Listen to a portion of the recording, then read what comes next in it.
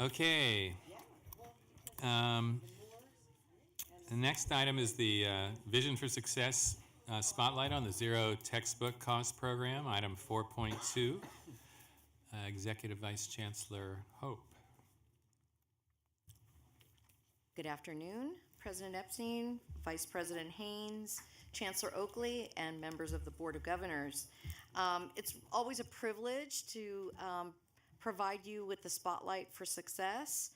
You know, this board wrestles with a lot of difficult questions, and sometimes people aren't always happy with us, but the Spotlight is one of those times that we really get to celebrate. So the Spotlight context is that we would bring things to the Board of Governors that really demonstrated the innovative work that's going on in the system that aligns with the Vision for Success. And to Board Member Costa's comment about accountability around dollars, this item definitely addresses that. As the background indicates, in 2016, the colleges were provided with $5 million for both implementation and planning grants for what is known as zero textbook cost or no textbook cost allocation, so that they could provide better access to students to materials.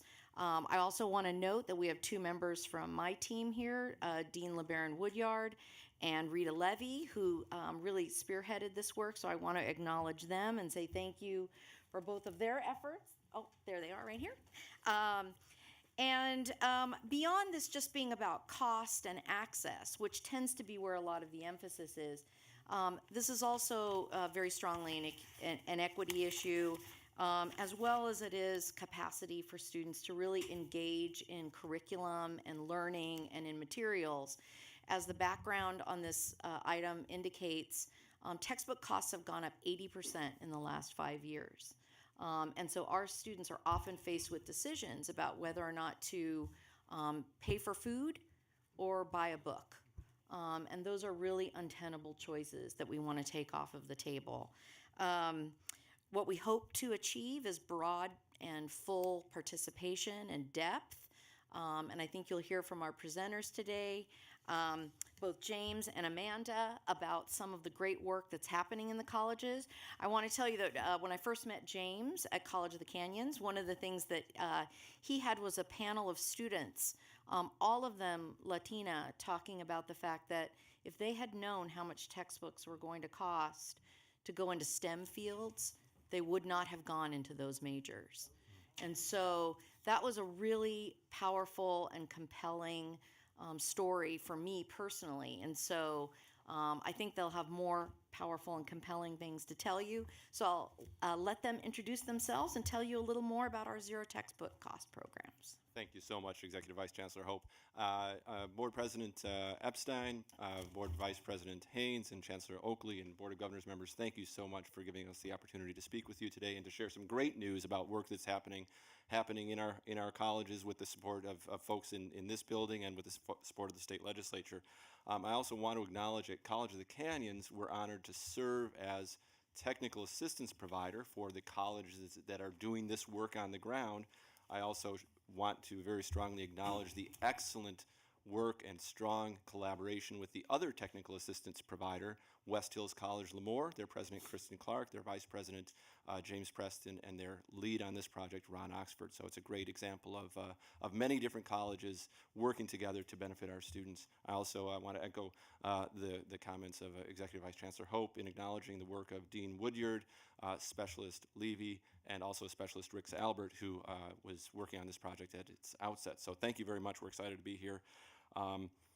You have in the handout that we provided to you, which I think is separate from the agenda packet, a lot of information. I won't read that information to you certainly, but I will highlight a couple of the numbers that Executive Vice Chancellor Hope alluded to, and I'll start off with the number of colleges right now that are working on this project. And I'll just highlight this. I'll hold up the handout here so you're aware of that. Right now, today in California, we have 28 colleges who have received this one-time grant who are working to produce 34 certificates, career education certificates, or degrees, ADTs, so that students can complete their educational program from start to finish without ever being surprised, really, and frankly humiliated by the unexpected costs of commercial textbooks. So we're very much building on the concept of guided pathways, providing students a start to finish opportunity to succeed. The colleges who are grantees, the 28 colleges, they estimate that they're going to save their students $43 million with the initial $5 million investment of the state legislature. So that's over an 800% return on investment. I would also ask you to pause for a second if we have any local business owners here. If you think about the every dollar that a student is not spending on a textbook, on a commercial textbook, giving that to Pearson Publishers, that's a dollar that the student's not only using to buy food and shelter, but also go to a movie, buy a hot dog, spend money in your communities, generating local tax revenue and supporting local jobs. So there's an even greater impact to this kind of investment than just saying, oh, we're saving students $43 million, although that's pretty spectacular. We're building on other efforts here in the building. Of course, the materials will be housed in the Vision Resource Center, which is fantastic. We're excited that the colleges will have that kind of opportunity to share. And I'll stress again, if I work my way down to how this program supports the core commitments and the vision for success. Above all, we're listening to students. We're responding to what students tell us all the time, as Executive Vice Chancellor Hope mentioned. We know from data, survey after survey, national data, local data at College of the Canyons, at Reedley College, and in many colleges, students tell us that because of the cost of textbooks, probably half of them make different enrollment decisions. They don't start a class, they don't carry a full load. If you think about the Vision for Success goals and wanting students to get out faster and complete and reduce their accumulated units, while students start and stop all the time because of the really humiliating surprise of textbook costs. They take a course in U.S. history this semester, and it's a zero cost for their textbooks. Hooray! Next semester they register, and wow, there's a $200 textbook that nobody ever thought to tell them about. So it's those kinds of starts and stops that are very stressful for our students. 95% of students nationally say that the cost of textbooks is a stressor for them. Right? Hooray, they want to buy the textbook that I assign, but they're stressed out about it. That's not good news. And then also, if we think about the guided pathways framework, we want to get students on the path, right? We don't charge students money to submit an application through CCC Apply, right? We want them to do that. We don't charge them any money. We want them to clarify the path by seeing a counselor or talking to a program advisor. We don't charge them any money for that.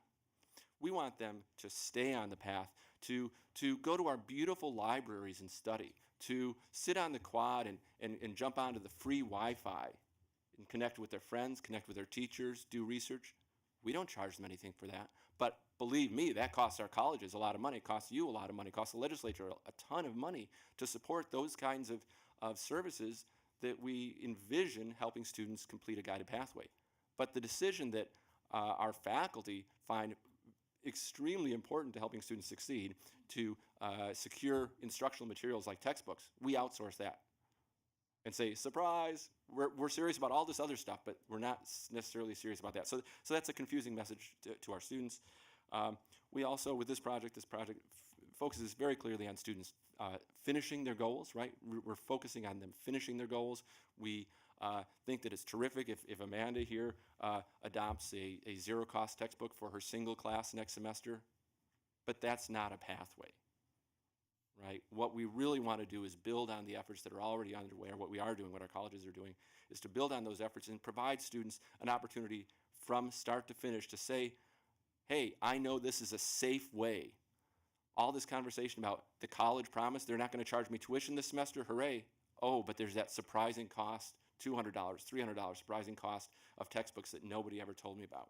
So we want to clear that way for them and give students a really strong signaling power, a green light with zero textbook cost pathways. And if I could ask you to flip to the second side of that handout for a second, where they've got that chart in really big print. I want to make sure that we see that. I'd like to take 2 seconds to walk us through that chart.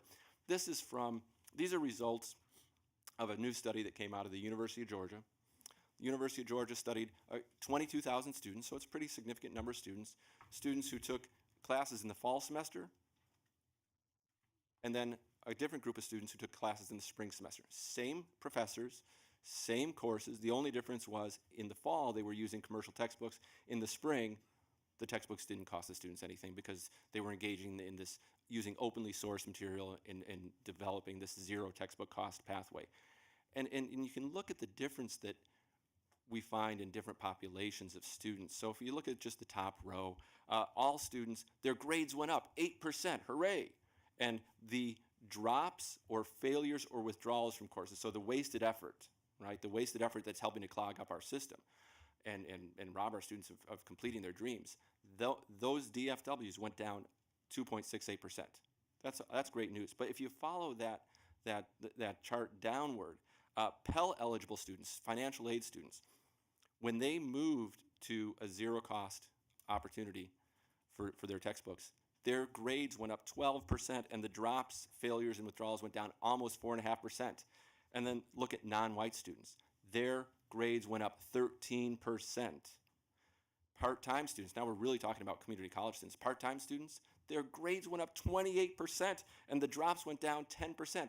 So tie this back to the Vision for Success goals of reducing that unit accumulation, preparing more students to transfer, increasing our completions, and moving students onto their goals. Not to mention, by using openly licensed material, we're providing the mechanism for our faculty, particularly in career education areas, to collaborate with industry so that the newest, greatest information from industry is reflected quickly in the learning materials that the students are working with. So I'll pause here and hand the mic off to my colleague from Reedley College and just ask you to imagine the incredible difference that we'll make as a system by not only adopting just one free textbook, but by weaving this zero-cost textbook program into the guided pathways and equity initiatives to really make it a green light for our students.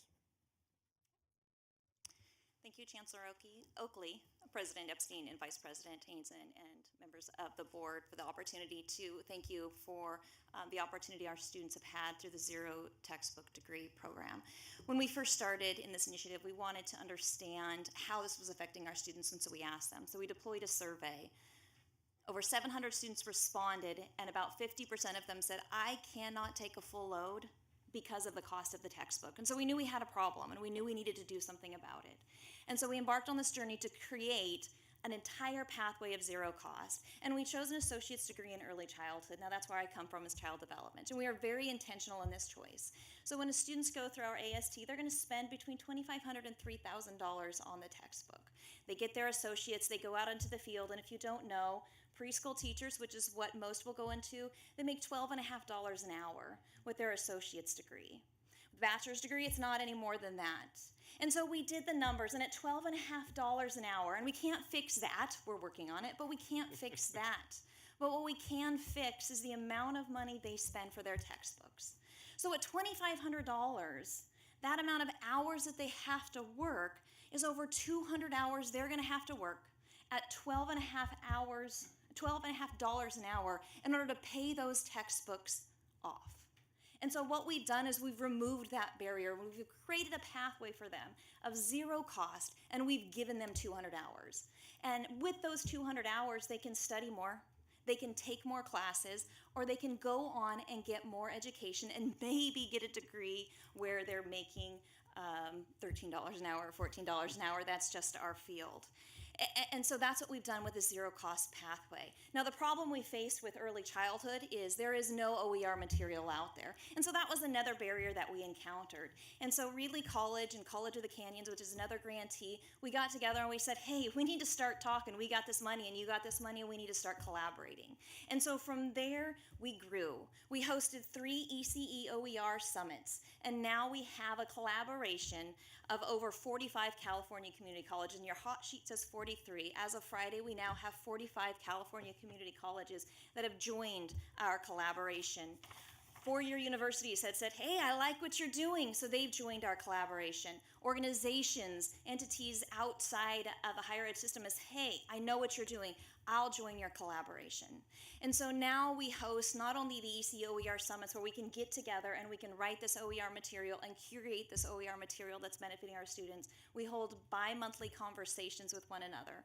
We've developed a repository of over 30 child development courses where all of these stakeholders can put this material in and we can share it amongst one another. We have 192 members on our listserv now that are communicating, and all because of this small collaboration that began, and we see it explode across the pathway. So all of those students now that are making $12.50 an hour have the opportunity that instead of spending that $2,000 to get through the pathway, they have that gift of hours.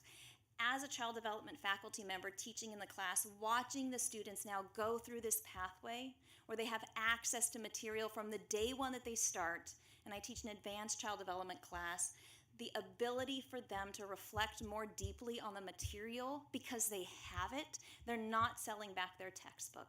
They're not having to rent it and borrow it from a friend. At the end of their career, they've got the material to refer back on, and the richness of what they're providing in the work that they're doing, it provides so much comfort to me to know that the quality of teacher that's going in to teach our young children has now been exemplified because of the fact that they've got those rich materials available to them every day.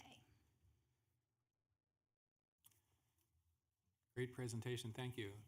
Member Costa. So in the interest of disclosure, I was involved with the administration when we put this forward in the budget, and so I'm a little biased about this particular Well, program. let us thank you anyways. But I love this idea. I love the idea, as we talk about total cost of attendance and we talk about Cal Grant, we have very few levers that we're in charge of as far as student cost, as far as housing, transportation, those things we can affect. This is something that in partnership with our faculty, we can. And so I'd really like to see these types of efforts expanded. This is something that has, I think, a meaningful impact, not just on the bottom line for students, but also on their ability to persist in their studies. And I know it's relatively new, but for a relatively small dollar amount, we've been able to reach out to quite a few community colleges. And I think, even putting in another $5 to $10 million would obviously yield quite a substantial return on investment for the students. Maybe it's worth noting that in this last budget cycle, the legislature did provide an additional $6 million, which this board approved a contract that will allow us to work with the Academic Senate in order to deepen these efforts. We have a work plan that we've put together, and we're really going to be focusing on the CID courses so that all of those have open resources for students and for faculty to use. So that work is just now getting underway. I know President Stanskis has identified some leaders in the Senate to help us, and it's really our hope that the kinds of models that you've heard both Amanda and James talk about that are really scalable are where we'll be able to go. Member Shaw. I just wanted to compliment Vice Chancellor Hope on her effort here to move this forward, and I also want to compliment the speakers. I have to tell you, you're the most energetic speakers I've heard at 4 o'clock.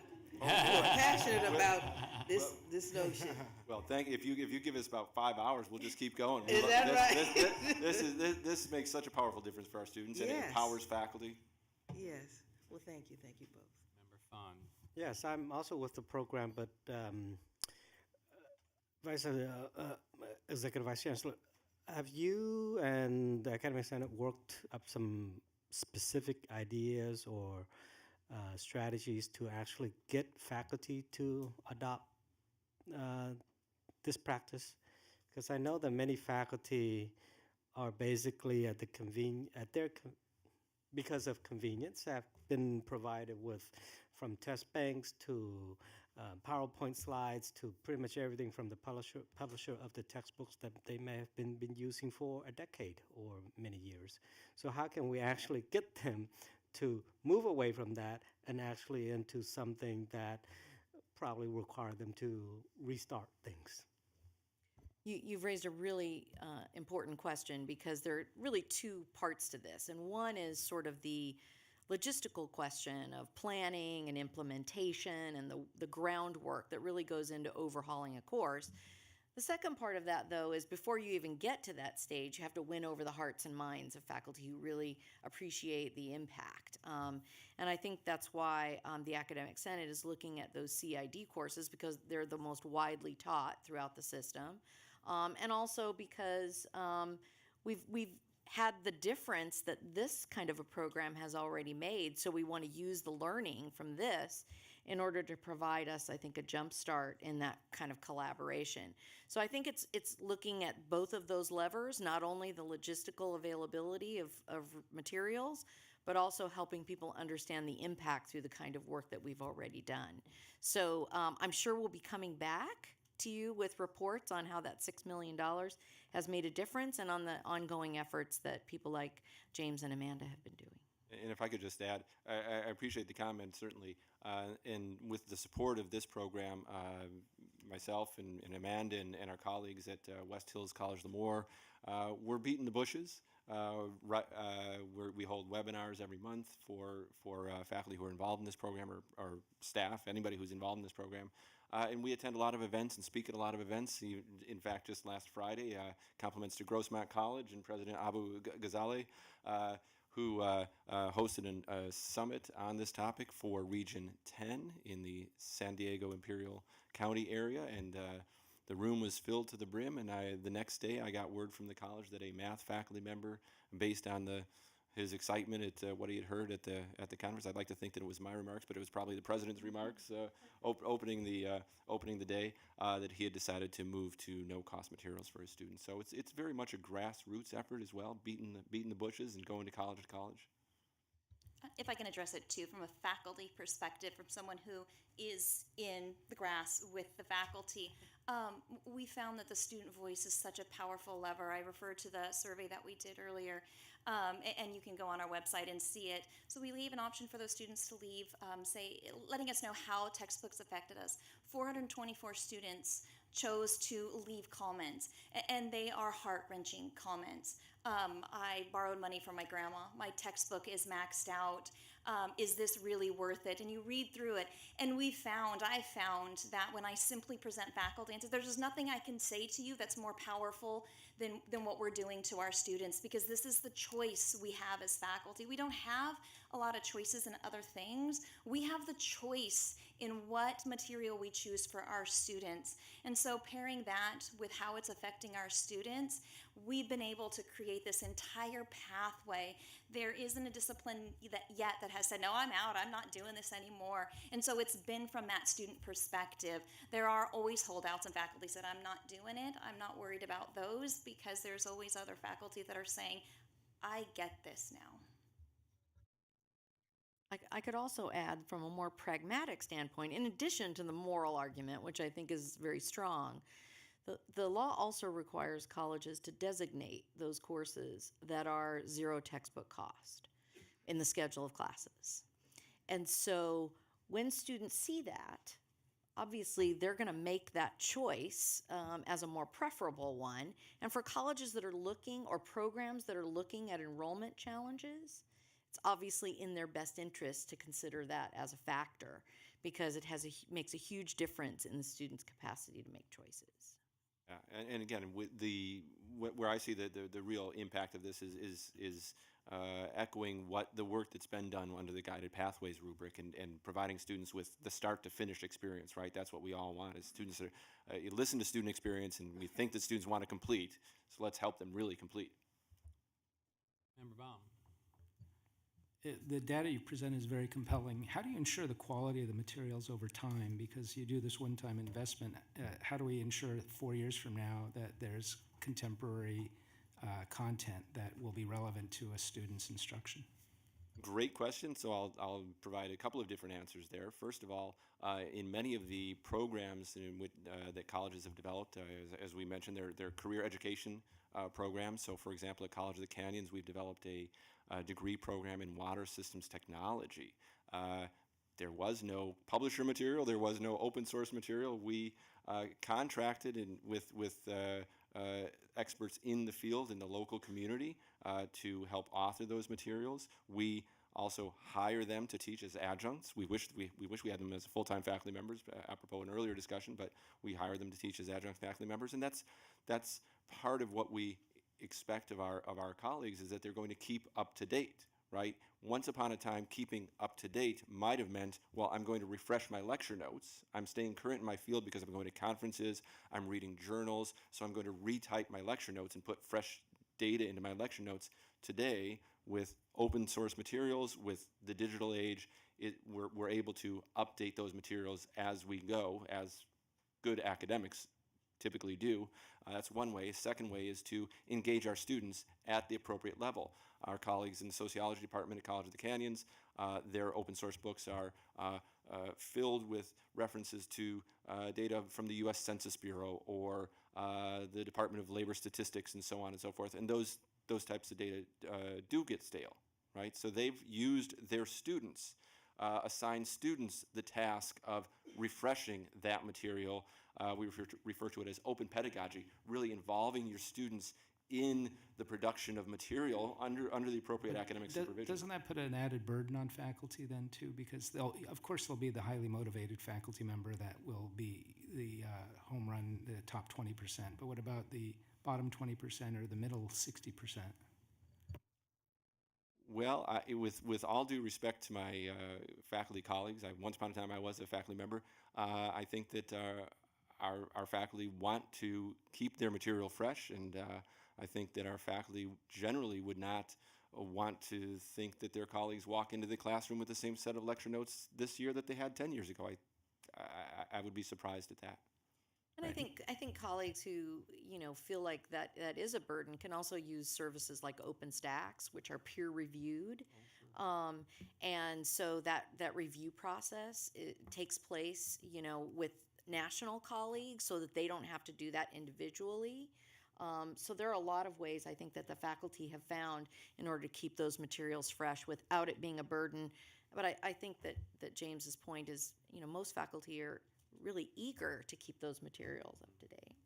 And this is where those collaborations are so beneficial. You will have those faculty members that walk in but they're few and far between, and it's been of such comfort to see faculty so eager to embrace this through the collaboration. All right, you work on this test bank, I'll work on this test bank, and then we'll share it. I've had phenomenal experiences of partnering with my students. We're going through an openly licensed, curated material that we've all put together, and there was data from 2015, and I had a student say, this is old data.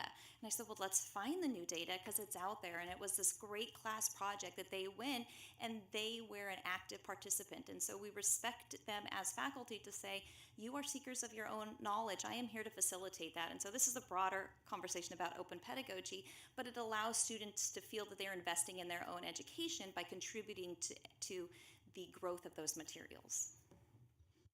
Member Anderson. With the return on investment, obviously, we would like to get to 100%, zero cost. If you're a soothsayer and you're looking ahead, how do we go ahead and encourage that to get to 100% zero cost? Well, first of all, I think this forum or this opportunity is a tremendous opportunity, and it's going to have a tremendous impact to the fact that we have you as an audience is just gobsmacking for me. 10 years ago, I was kind of talking about this and dreaming about this, that people would actually pay attention to this whole idea. So it's phenomenal that we're here, and you legitimize it by having us here. Really, that's a huge start. Continued opportunities to support faculty creation and staff support of creating these materials and adapting these materials through the funding that's been talked about here today. That's very helpful. Hitting the road and talking at colleges, as I was at Grossmont last Friday. I think that has a tremendous impact. We've also made a really strong effort to involve students in these efforts. So we have a network of student advocates that we're going to be recruiting during the next year, so that students can hit the road with us and speak at events and speak to faculty members and be probably more credible advocates on this topic than I can be. I just really quickly want to make a distinction about, I know the dollars are for open educational resources, which I'm a fan of too, but I actually think there's some magic in the degree itself. and developing kind of that clear pathway for a student. You talked about some students and especially the costs associated with STEM textbooks. Obviously, that's a shortage area. That's an area where we need more diversity, more women.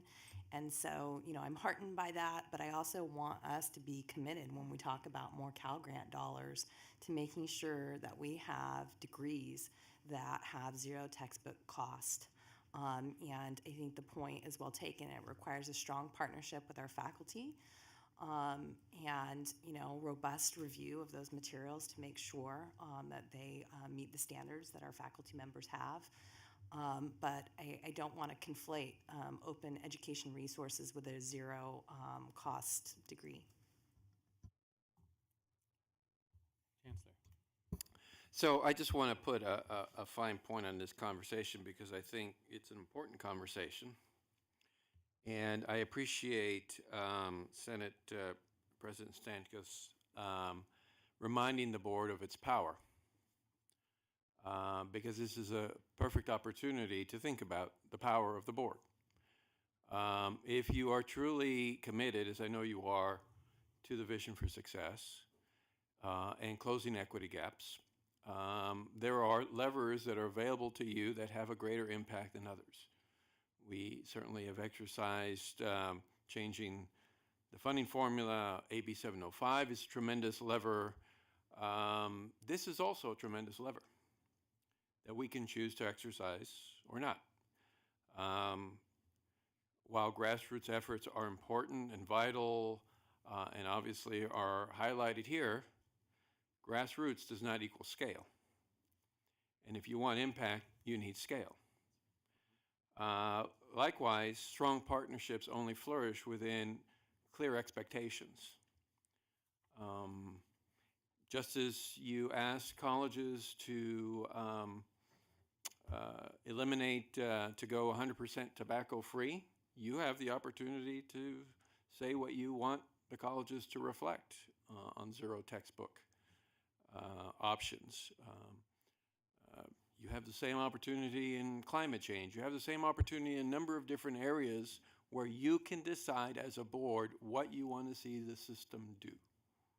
And if you want this, then I would say set a goal for the system and let the system react to it. I just wanted to add one last thought before the public speaks. I completely agree with what the Chancellor just said. In fact, I was going to ask you all what you thought the board should do. Coming from healthcare as I do, I kind of feel like the textbook publishers are the drug companies of the education system.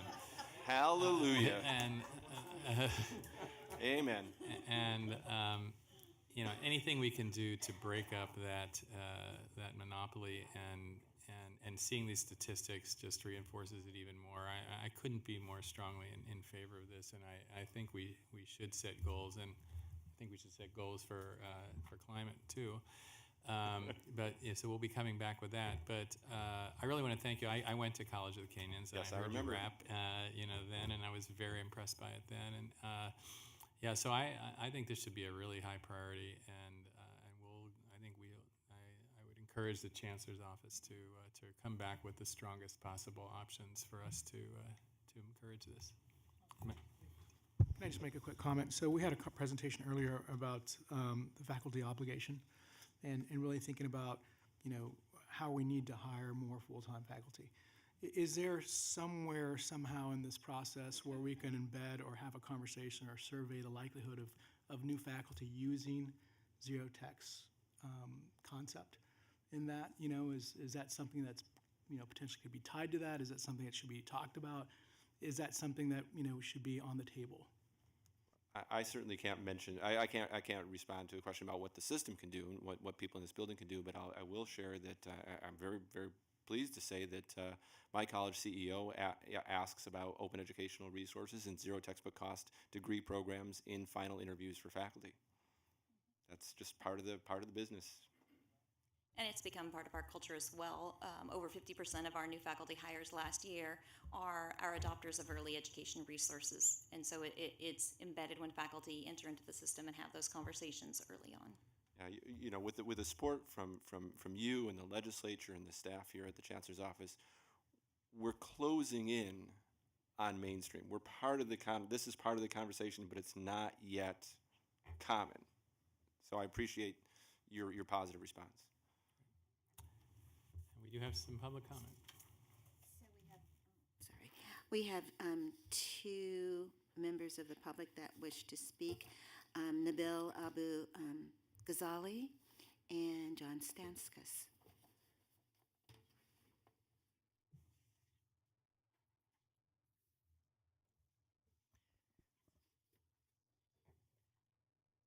Good afternoon again. I am still Nabil Abu Ghazali, but before he sits down, I'm going to preempt John Stanskus by saying this is about academic freedom. And yes, we do care about it.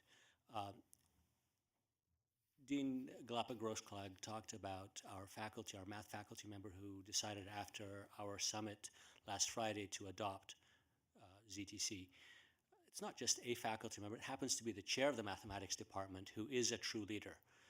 So let me free up your imagination for a second and say, what if you could double the California Promise Grant bog waiver? What if we could give a second year of Promise grants all around the state? Now, maybe it's a flight of fancy, but a year ago I couldn't say OER ZTC. This year we are saving our students $1 million in textbook costs. Now, these aren't the courses that don't use textbooks. These are courses that used to use textbooks that cost students money and now don't. What that means is that's $1 million less in our first year that our students don't have to go and work for. That means that's $1 million less of burden on them that we as an institution don't have to invest to shore them up because they're overburdened and having to get extra supports from the institution. And where does that money go that we don't have to spend after year 2 and year 3 and year 4 and more millions of dollars that our students aren't having to spend? It gets invested back into the institution for things that aren't shoring up students who are failing because they're spending too much money to pay for textbooks. Referencing the earlier conversations and the questions about full-time faculty, I don't know anybody who doesn't like to hire full-time faculty. If we have the fluidity to spend more of our resources that way, that's a constructive expenditure rather than just a catch-up that we have to do to help our students to make up for the extra hours they're having to work. That's a really, really critical evaluation of what ZTC is doing, and certainly full programs are a promise. I wanted to personalize this to you by saying, here is one CEO who did an analysis in preparation for introducing Dean Galapagos-Clegg last week at our college. So I went back and looked at the first textbook I bought in college in 1981, Technical Drawing. I paid $24.95 for it. I remember it very well because it might not have been 95 cents. It was definitely close to $25, 24 and some change. And I remember it very well because I thought, that's a lot of money for my parents to pay for a book in 1981. Now, I have to tell you, the cost of living has not gone up 10 times in the last 30 plus years. It certainly has not gone up by 60 times. And that's what it would cost to pay for that one class now. 60 times more for the one class. Where would a student go for that kind of money now? This is really helpful, and the faculty control the content and they control their selection. Thank you very much. Thank you.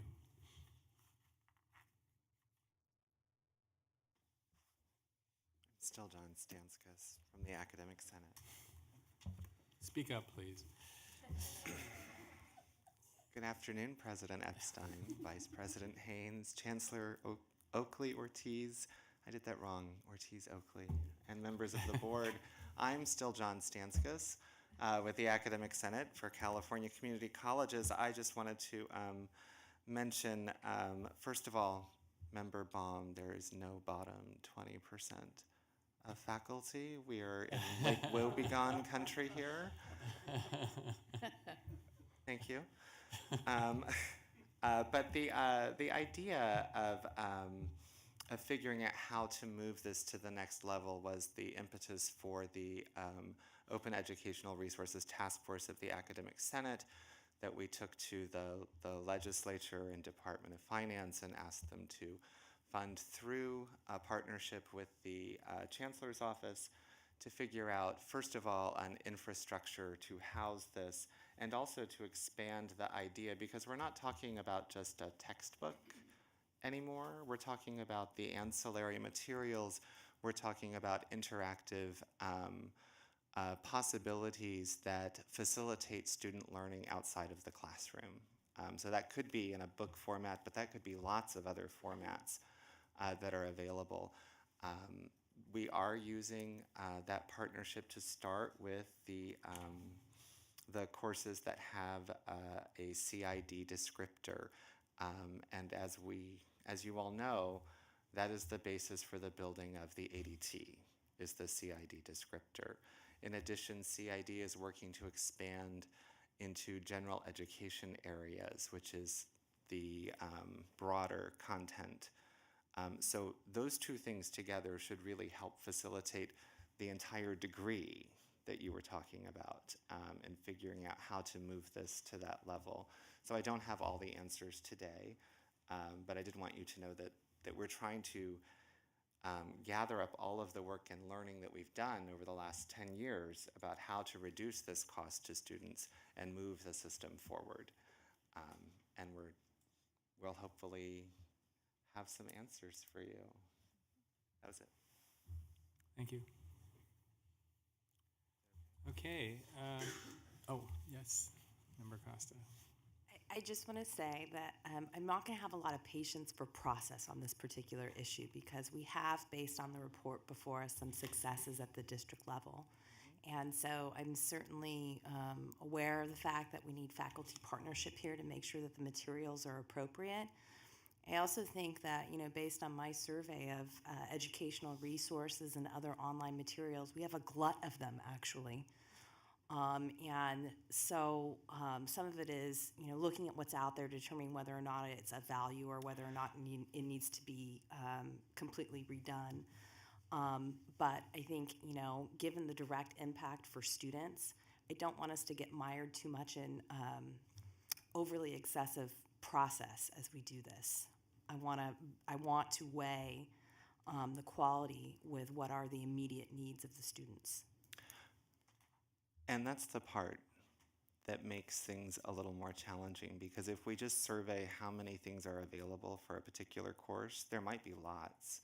But when you talk to instructors who have tried out some of those things and you ask them why they stopped, it's about quality. It's about, this isn't serving my students well. It doesn't have the information they need access to, and it doesn't serve their learning appropriately. And so that's some of the things that we would like to bring back and say, so can we take this that's already in an open educational format that we can, don't worry about copyrighted material because it's freely available, and how can we improve that so that it does serve the needs of students? I think too, just to reinforce one of the points that's implicit in your comment is, we have worked together to make sure that we put together a work plan that would help to address scale. Because to the Chancellor's point, we know that that's really the most significant aspect of the next phase of this work. Students were surveyed at GA recently about how many of them had experienced an open resource class, and fewer than 5 students raised their hands. So that's what we need to sort of move into, is making sure that this is more broadly experienced. And we've tried to create a work plan with the Academic Senate with that in mind. And I know the Senate and John in particular is very committed to that. One of the things that you could consider if you're looking at ways to apply pressure is insisting on professional development for faculty around the use of open educational resources as part of the professional development of faculty. I think that's one of the areas where I think the faculty would welcome the opportunity to learn how they can utilize this in their classrooms, and especially some of our part-time faculty who may not be as engaged in the dialogue at the campus, to have that access to professional development is really important. Okay, thank you very much. All right, I think the last item of the day is the Vision Resource Center demonstration, item 4.3. Executive Vice Chancellor Hope. Yes, thank you again. I'd like to introduce the Director of Professional Development at the Success Center to join me for this presentation. We're going to be providing as an informational item a preview of the Vision Resource Center, which is brand new. We are still in somewhat what we would consider a soft launch. As you know, the Vision for Success has really invited our system to think in new ways and to try to challenge ourselves with some very dynamic directions. And so that really means that we need to support our system more dynamically. And the Vision Resource Center was really conceived as that idea. This was built really on the foundations of what was formerly known as the Professional Learning Network that was initiated by the Institutional Effectiveness Division in the Chancellor's Office. And we took what had started as really a repository and tried to build it into a more dynamic community that both engages learning but also connects colleagues to each other. One of the things that we've tried to do under Chancellor Oakley's leadership is try to pivot the Chancellor's Office so that we're not only focused on compliance, but also focused on trying to support the colleges better. And so this effort has truly been a partnership between the Success Center and the Foundation, as well as the Chancellor's Office. There are two people who are not here today who've spent a lot of time on this project. I want to make sure to acknowledge them.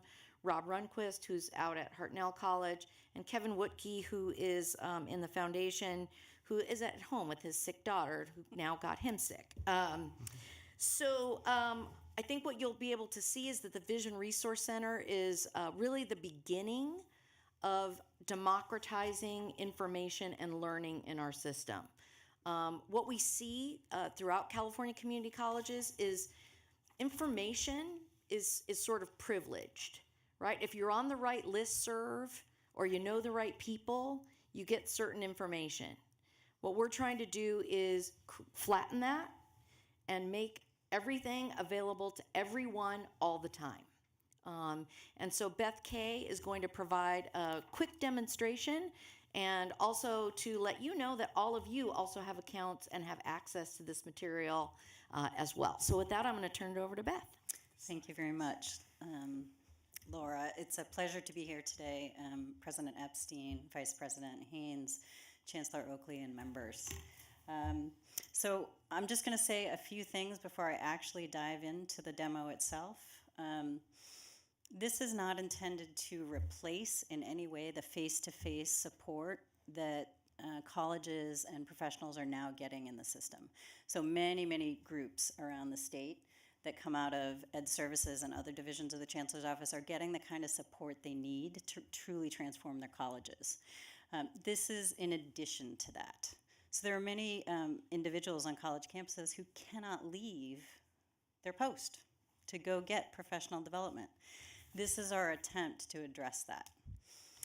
I would also say that while some of our stakeholders in the system have access to information, as Laura was saying, this is our attempt to make sure that trustees, staff, admin, and faculty all have the same information at their fingertips. The other thing I'd like to say about this implementation is that right now, the Vision Resource Center has a statewide portal that today any of you can get into, and any of the 90,000 professionals across the system can enter today. We also are embarking on this opportunity of colleges integrating locally. So they'll have more local control over both their sort of welcome page and how they want to display content that matters directly to their staffs. So it reflects our system quite well, statewide as well as local control. And then the last piece, before I actually dive into the demonstration itself, is this idea that the connections among our groups across the system is what we really cherish, right? We want our people at our campuses to be able to work together more closely. Well, they can't always travel.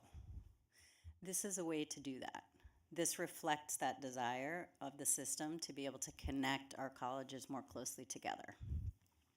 So it might take me a second to escape this.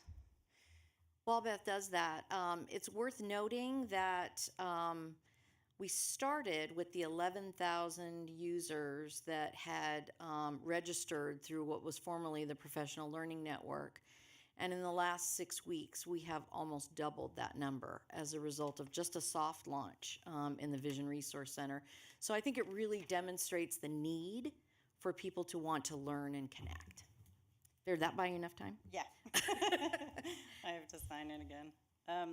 I would like to give you some exact numbers about what Laura was saying, which is that there are currently 19,467 individual users in the system. At this time last year, it was right around 9,000. And just since October 1st, we've added 2,400, close to 2,500 new users. Okay.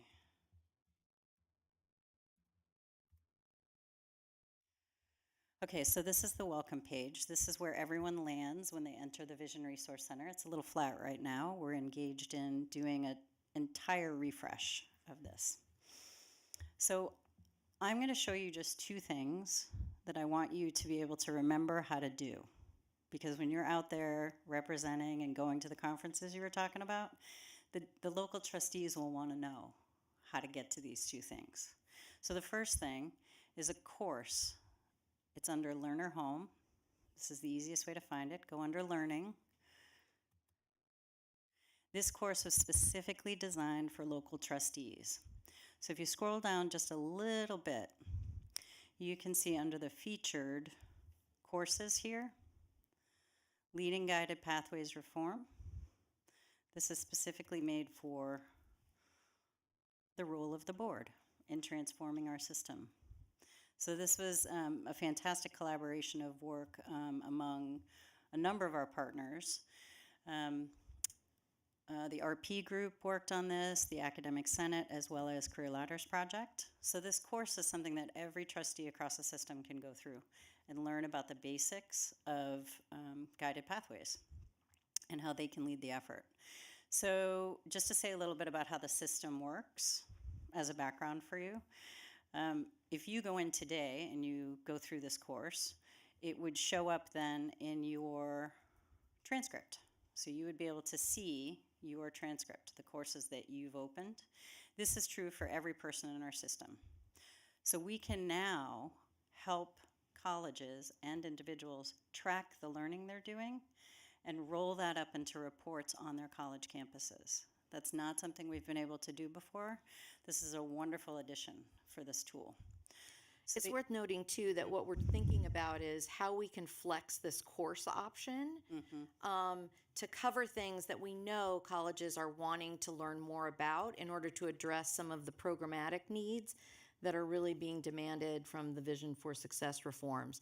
So things like non-credit instruction, AB 705, teaching behind prison walls, teaching incarcerated students, formerly incarcerated students.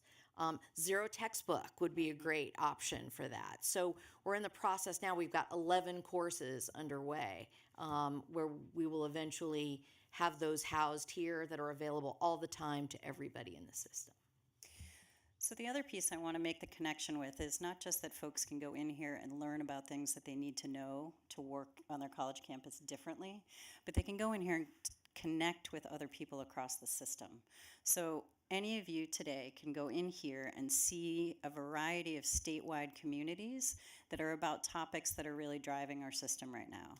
Under those communities, you can see separate topics. And as an example, I'm going to show you under the community called Vision for Success, one can look at the topics listed, and there is specifically a subtopic, local goal alignment.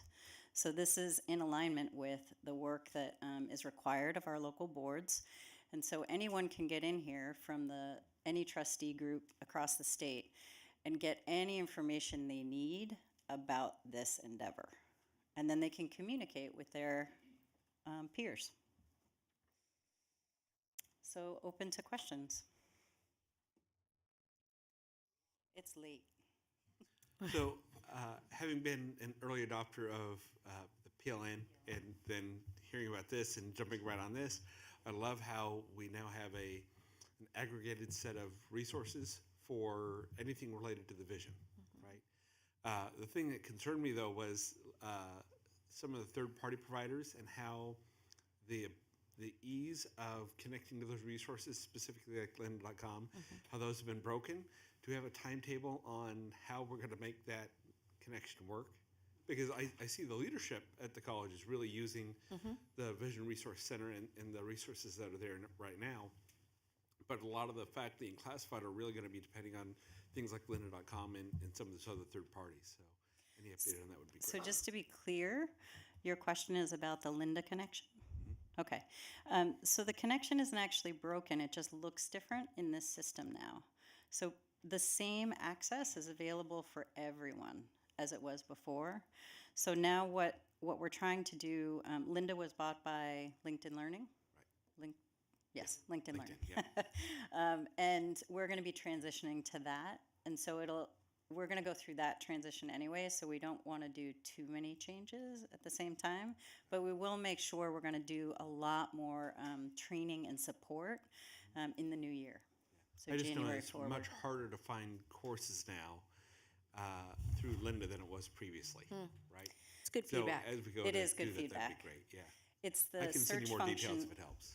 I apologize. In the search function in this tool Yeah. is where you'll see the courses pop up instead of going into Lynda and searching there. So it's just a slightly different focus. And that is so that people can see it on their transcript. It does point, though, to kind of the navigational pieces, and we've got some components we're building in to help people navigate in case they have those kinds of questions. So I appreciate that very much. You mentioned we all have passwords. How do we get in? Christine Castro got those this morning. Okay, So you each have a username, and the password for now is board123, capital B. And then you can change your password when you're in.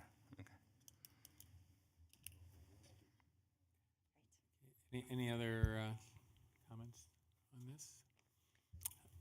Well, we hope next week at CCLC you'll help us get the word out, since a lot of information that boards need to know is up there. There's a Guided Pathways intro course also that we're going to be really pushing on. Okay. So, Wait, hold on a second.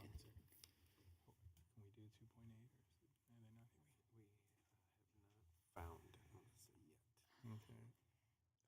How many do we have? so we have 3, and then I need to say something on this item as well before I leave. On what? So we have 3 of our Yeah. students that I think need to be heard on 87. It's been suggested to me that we might be able to squeeze in the legislative report before we have our public comment and end the day. So, Vice Chancellor Mattoon.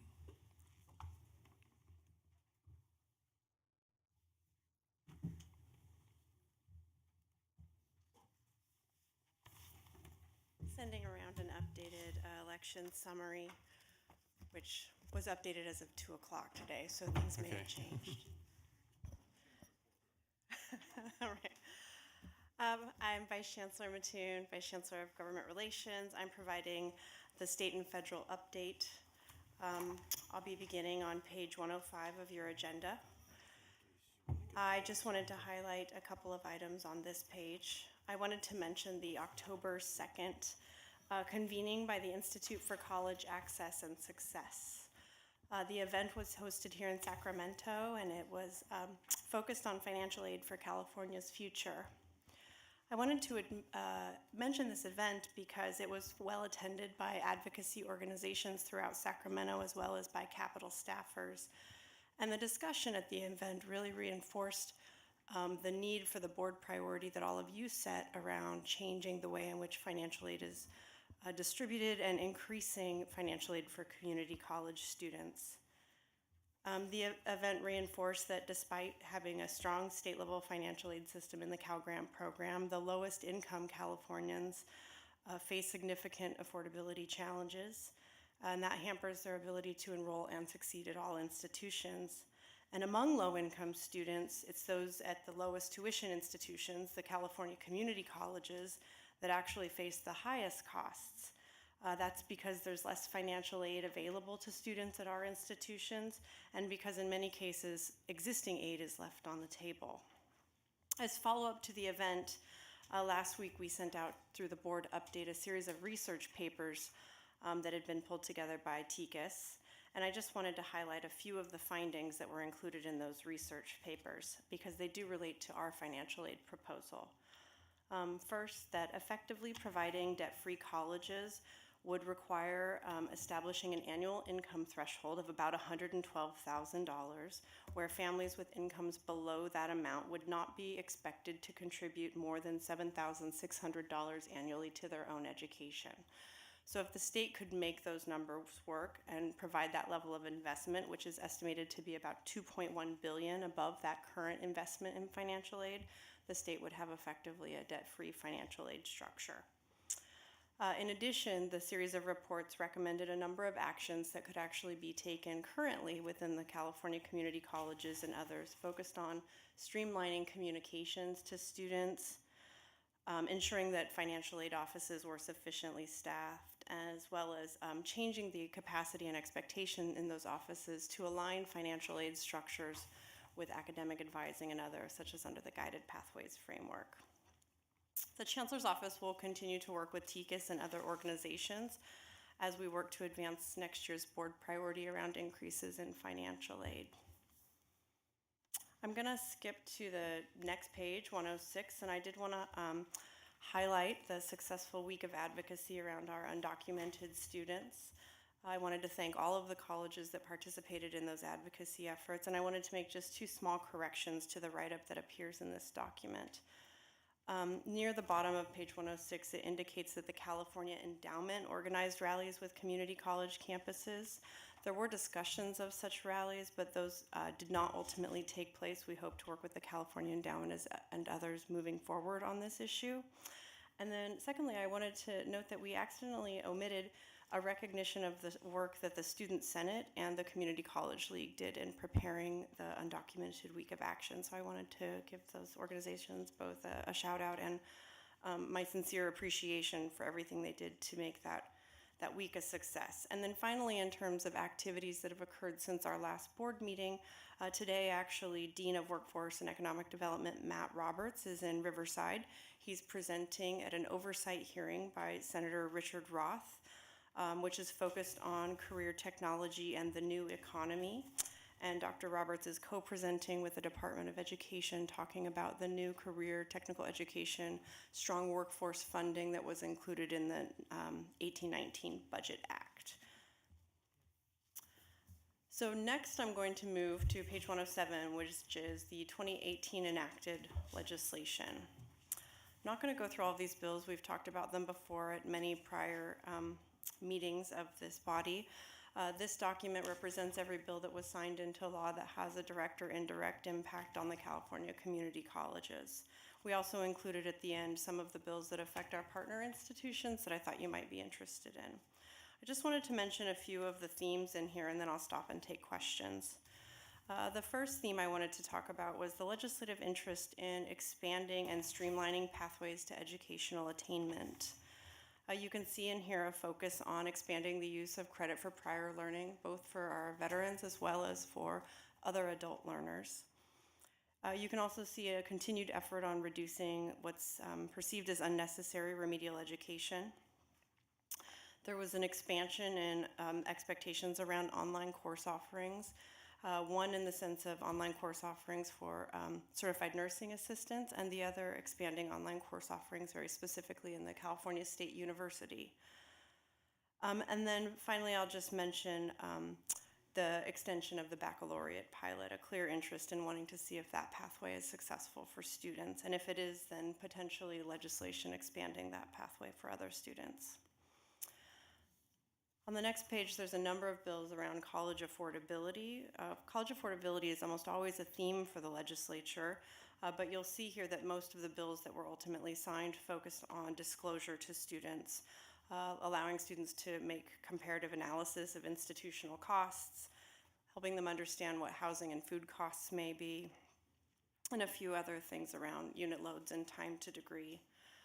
Part of the reason you see most of these focused on disclosure is because any major increase in access would have a significant budget cost, and so that kind of an expansion would need to likely occur in the budget process, or at least be a part of budget conversations. And then the final theme I wanted to mention is around a clear desire for better data and reporting from the systems. While the larger bills on this issue, there was a couple of bills around creating a longitudinal data system, ultimately did not make it to the governor's desk. There were a couple of smaller bills around adult education and tracking clinical placements that did get signed by the governor. So I'm going to pause there and see if there's any questions about the bills I didn't mention that I can answer at this time. Yes, Member Shaw.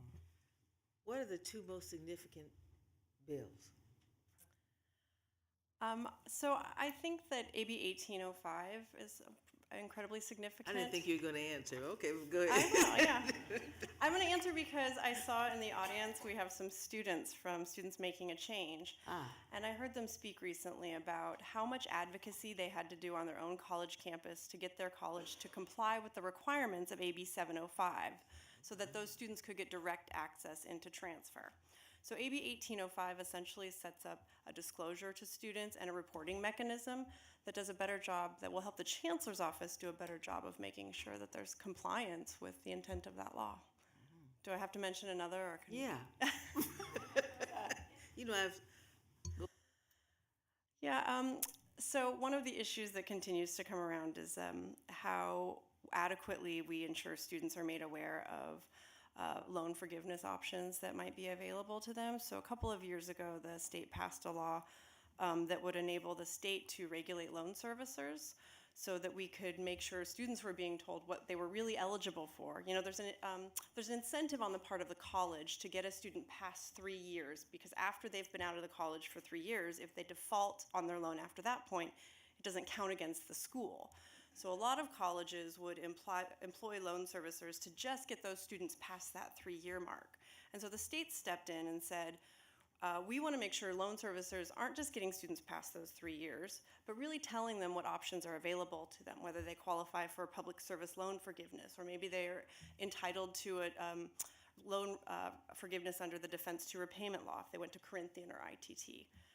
So there's legislation this year to streamline the oversight mechanism for the Department of Business Oversight that will oversee the loan servicers. So I think that's also really important. Do you regret having asked? No, you don't regret having asked that. I could go on. Okay.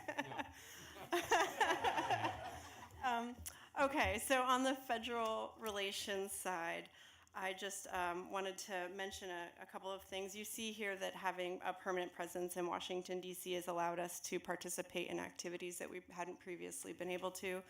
Connie Myers continues to represent us out there. She attends events on our behalf. She makes us aware of grants that might be open to our institutions. And what you see in here is a summary of what she's been up to, as well as on page 118, you'll see that California actually did win one of the open textbooks grants. A partnership collaborative between UC Davis and including a number of community colleges.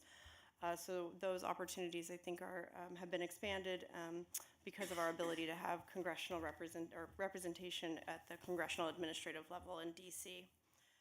And then the final thing I wanted to mention on the congressional front is just that the House and Senate have been in recess until just today. The Senate Republicans' leadership elections scheduled for November 14th, tomorrow. And while not yet official, it's expected that the House Democrats will have leadership elections on November 28th and 29th. And then the document I just handed out is an election summary.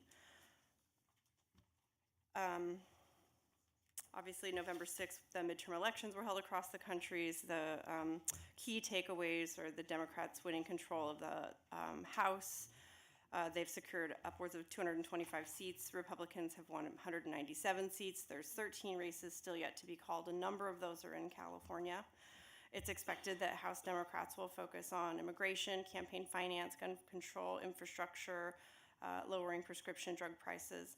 And then Representative Bobby Scott, who is currently the ranking minority member of the House Education and Workforce Committee, was interviewed in Politico and talked about his desire to finally get through some significant Higher Education Act reform and reauthorization. On the Senate side, Republicans will hold at least 53 seats, and we don't expect any major changes in leadership in the Senate Help Committee. In California, we've already talked about having a new governor, lieutenant governor, and treasurer. We also have a couple of seats that superintendent of public instruction and insurance commissioner. We don't know which new candidate will take those. Vice Chancellor Osmania and I will continue to work together with the new administration. We're preparing a transition binder that will include a number of key informational pieces around the different programs that we're offering, as well as our priorities coming into the next couple of years.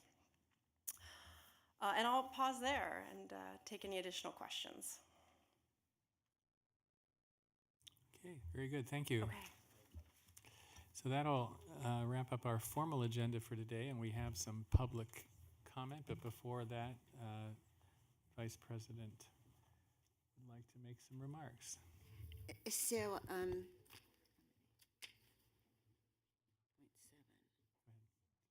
okay, just go ahead. So thank you. I appreciate you taking me. I would have much preferred to bring our students forward, but I have to leave. But our students will have a chance in public comment to speak to AB 705. All three of the cards are for that particular issue. While I'm making my comments, I would like to ask Laura Hope and John Stankus to come forward, because my questions are going to be directed to them, or at least for you guys to hear.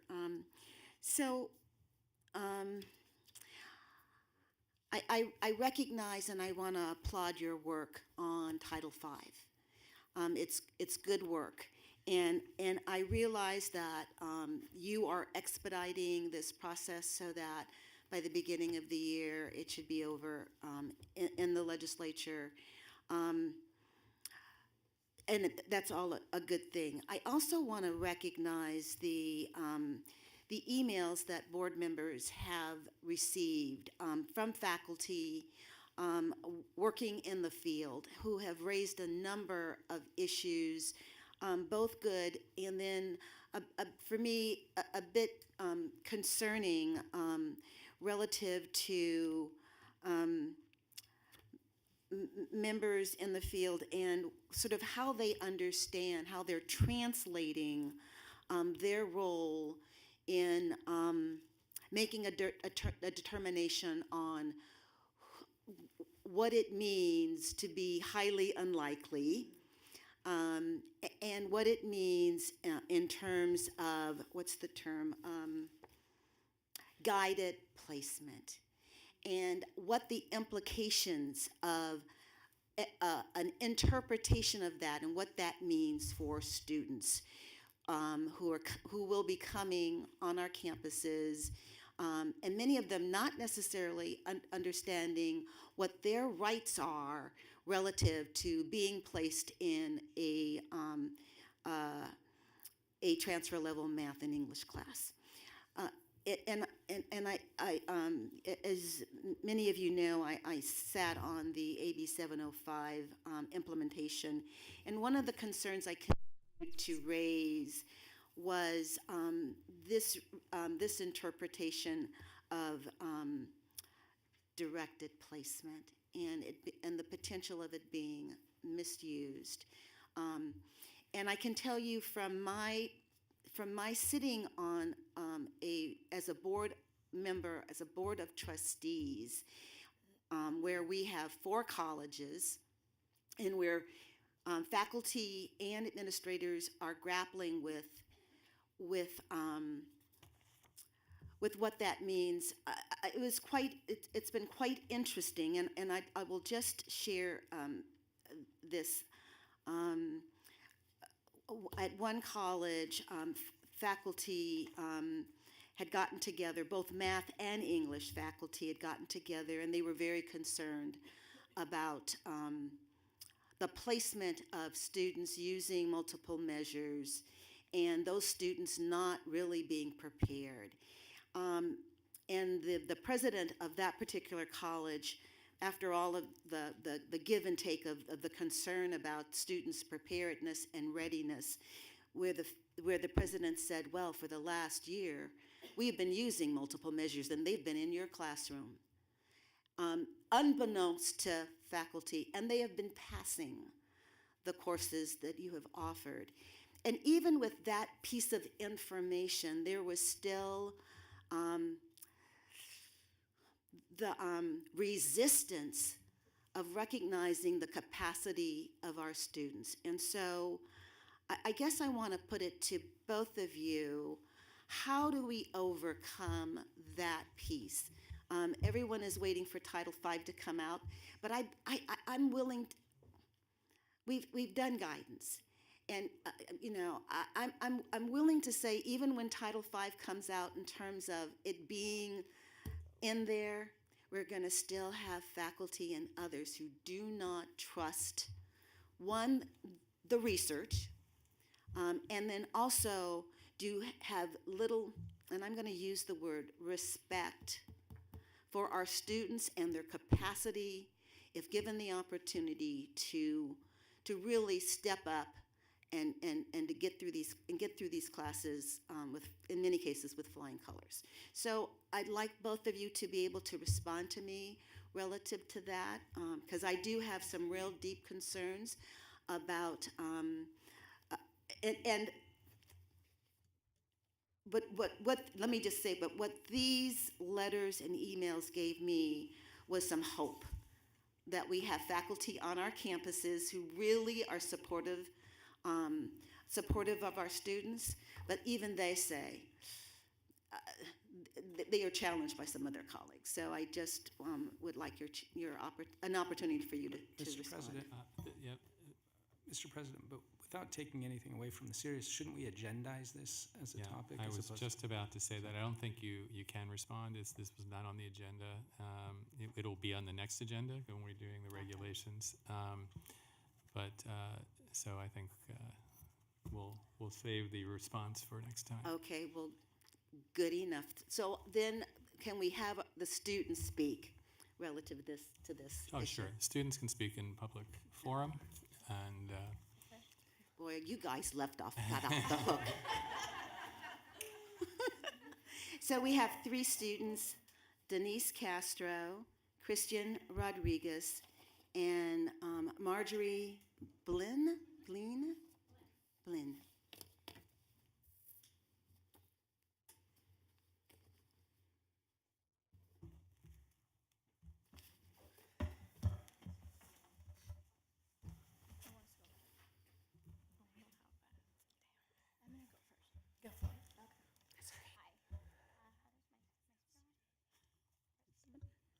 Hi, my name is Marjorie, and I'm glad Ms. Pamela kind of introduced what I'm here to talk about, because that's what I'm here to talk about. First of all, I want to say I went to the GA assembly. I saw Mr. Alexander Walker over there. And there was a lot of resistance between the students. And the reason was because there's not a lot of information out there for them. Some I feel like the advisors and the teachers are putting their anxiety and their doubt onto the students, and that's why they are so nervous about this new change. I went up there unprepared to talk to Ms. Daisy, and all I had to say was, if I can do it, you can too. And everybody stood quiet. I think I've been advocating and organizing meetings. We've been outside of remedial classes. We pass flyers. We have a website. We've been talking to every single student, administration, and etc. But none of that seems to work because the teachers, the administrators, and the counselor don't have enough information. Some of them are set in their old ways, and others like, well, they passed this bill, and they didn't give us like a way or resources where we can look up what our concerns are or what our doubts are. I saw the Mission Vision for Success website, and we talked about guided pathways.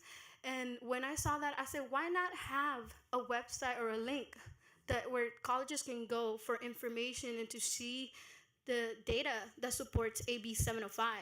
Because AB 705 ties into a lot of issues, not just the placement test, undocumented students, first generation students, foster youth, low income families.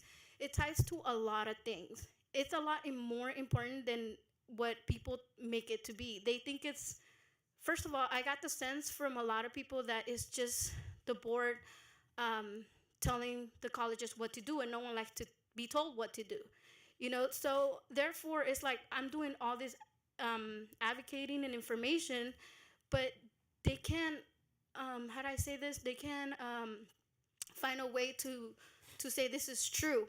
I went to the chancellor office or the website and I saw the information there. 30 seconds. And where to do it. So I'm just asking for today to please incentivize a way for colleges to send their staff to some sort of workshop or resource for them. That's all I'm asking today, to make our job easier and your job easier. Thank you very much. Hello, my name is Denise, and I'm also here part of SMAC. And what we were asking is for the support of AB 705 regulations. What we would like to see is students to be informed of their rights. This is their right. They have the right to be placed into transfer level classes. They no longer have to take these long sequences that are detrimental to students' educational goals. They can be placed directly into it. And if students don't know this, then what is the point of the law? They need to know their rights. Like, what is it like for you not to know your rights? You need to know that this law is here to help you. They need to know that they don't need to take the placement test, that they could be placed using their high school data, that they can be self-report their high school GPA as well to be placed. We're also asking for you guys to incentivize training, as Marjorie said, because a lot of people say, okay, we're gonna go to this training, but they have to take time out of their, classes, faculty, right? So really something is important that there should be a pot of money for AB 705 training that you guys incentivize. And like, if you guys, for instance, we were talking about, like, if there's donuts, people are gonna wanna go get those donuts, right? So if you put a pot of money, if you go to this training, I'm gonna go get that because you're gonna get money in return for learning about the law. And why we're stressing training is because a lot of times when we talk to administrations or faculty that don't know the data, then they think in their head, oh, these students are gonna fail. These students are not capable. But after they learn, oh, actually, when you're placing students right now into remedial classes, they're already failing. Community colleges are failing students right now. That's the truth. And when they realize, oh my goodness, like when I place students into transfer level classes, they succeed. They're gonna do better. And there's research to support this. You just need to look at the research and be able to be informed by someone who knows this research. And once they do, it clicks. Okay, now I understand why we're pushing this law. Now I understand. And that's what the training is needed, and it should be incentivized for colleges, for students and faculty and anyone who needs this training to just go and be able to access information. And we also ask for, similar to guided pathways, as a regional coordinator or someone who has this information. It can go to every single community colleges, and if the faculty can't go to the training, then someone goes to their colleges and trains the faculty. But someone with that knowledge and who is capable of doing these trainings like through all 115 community colleges. Thank you. Thank you. Just to kind of add on what Denise and Marjorie said, the Board of Governors should facilitate the implementation of AB 705 and set out regulations for community colleges to follow, especially for self-reportation and informing students of the rights to be directly placed into transfer-level English and math. As of fall 2019, a lot of colleges are in a panic and it's confusing their student leaders. I was able to attend the General Assembly for a student, I believe the student kind of, ¿cómo se dice? Student Senate, thank you, sorry. and there was a lot of confusion, especially when it came to placement, especially when it came to self-reportation. A lot of the students felt as if the self-reportation aspect of AB 705 was detrimental because they were going to overplace themselves and be put themselves into places where they wouldn't have the capability to succeed. But at the same time, they got adopted that mentality from the teachers and the counselors that were there, that were spreading it. A lot of the times, self-reportation is important because students typically underplace themselves, and they're not going to set themselves up for failure. They know their capabilities, and they know when they need context on a subject. Going through the experiences that other colleges were facing were really eye-opening, especially because there's colleges that are having students take the placement test and then waiting a certain amount of time for them to retake it again if they fail. Not fail, but if they're underplaced, which is ridiculous. Another aspect is informing students of their rights to be placed directly into math and English transfer level. A lot of colleges are confused about AB 705 and are looking for references. Students are still being forced to take the placement test or still being forced to go underneath their capability because that is what someone else is saying. That is what counselors are saying. That is what teachers are proclaiming. Colleges are lost and uninformed and underprepared and are developing a curriculum, and developing a curriculum that fits that college's population is a challenge. If the board provides a basis for colleges to follow, they could follow that framework and have a form of uniformity that ensures all colleges are developing their curriculum into the stipulations of AB 705 and ensuring that students can focus on their aspirations as opposed to taking these remedial classes and being set up to fail. A lot of my family, because personally I grew up in San Francisco in a large low-income community of color. A lot of my family attended City College and they didn't follow through with their academic goals because of the sequences. My aunt actually took 7 years of English just to get to UCLA. Time. And that is time. Thank you very much. We have one more public comment. Richard Hansen.